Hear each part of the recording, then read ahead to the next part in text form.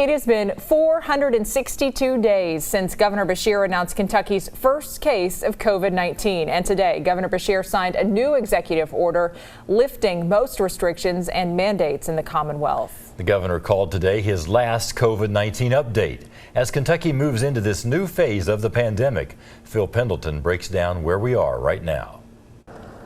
Governor Andy Beshear walked up to the podium in front of the Team Kentucky logo to talk exclusively about COVID-19 for what he says is one last time. We are lifting the final restrictions put in place that have kept our people safe during this once-in-a-lifetime global pandemic. People are still getting the virus and dying from it. 17 yesterday and 9 today. But the governor says there's a common thread to many of the current deaths. And then today, of the 9, 8 people were unvaccinated. And what we're going to see as we move forward is fewer and fewer deaths. People are still dying of COVID-19, but Dr. Stephen Stack says the numbers have dropped dramatically since January. A 95% decline in COVID-19 deaths since January.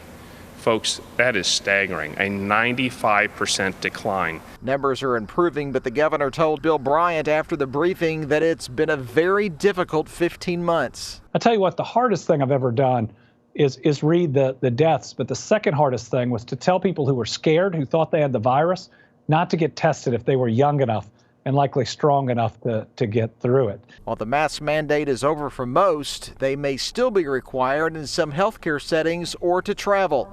In Frankfort, Phil Pendleton, the Fox 56 10 o'clock news. Today, the Kentucky Department of Education announced it is ending the Healthy at School guidance. That means masks will no longer be required inside school buildings.